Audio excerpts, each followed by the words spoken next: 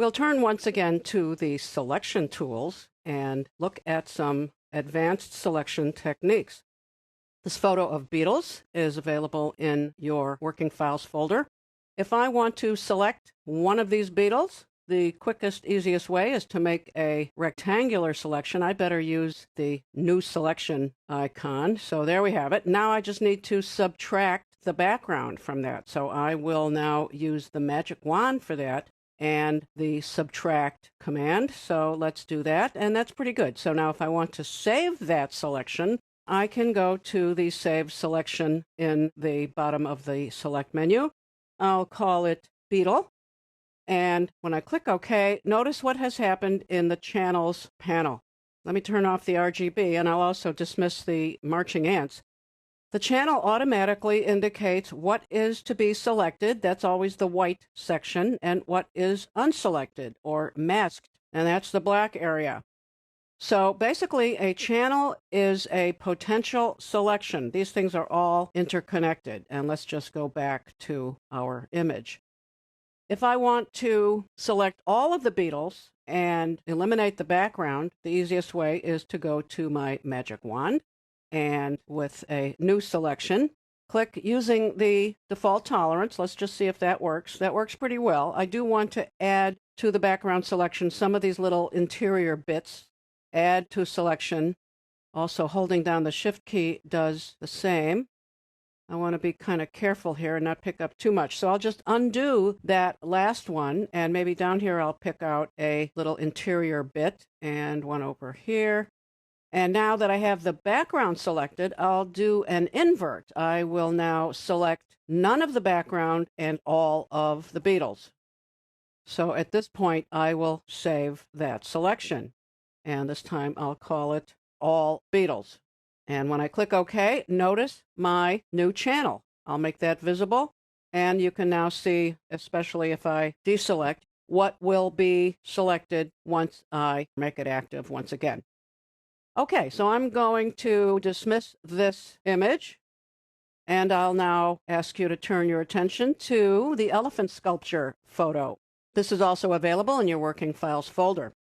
If I want to select the elephant, I'm looking at a very complex item here with lots of variation in the tonality, not so much in the hue, and there isn't a solid background. So I'm going to have to do a few steps on this one.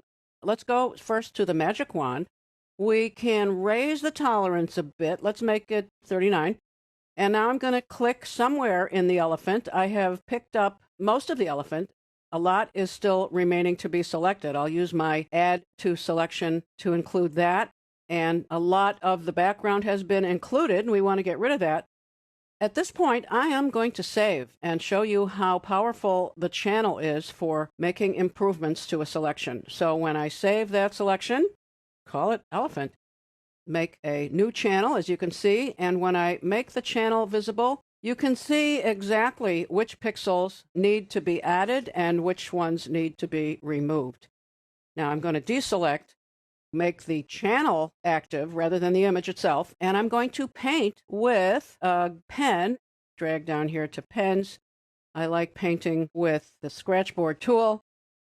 So now using black, I can eliminate the items that need to be taken out of the selection. And do this. If I need to refer back to the image, I can always make that RGB image visible once again. Open that image. Aha, this is where I need to go with my black.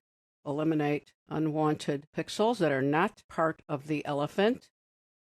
Let's see where else. Over here, we need to smooth out some of those things. I have just about all of the outside pixels removed, and now I want to use white, so I'll switch to white here so that I can include the pixels inside the statue that were not picked up by the magic wand. So all I need to do is paint over these red areas that are within the statue.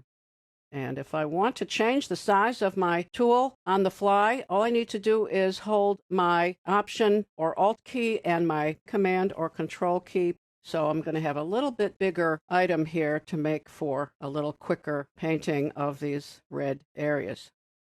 So once I finish this, my channel will be able to accommodate a more perfect selection. I went outside there a little bit. Let's bring that back to a smaller size. We can zoom in if we want to really get the exact pixels we need. And I'll just scroll over here with my grabber hand. I just need to hold my space bar down to do that.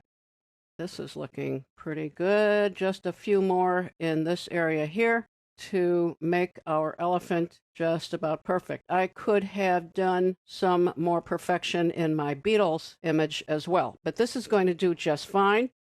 When I now look at my channel, I need to include these pixels that I'm painting in white, and I need to switch to black to take out the extra pixels outside here.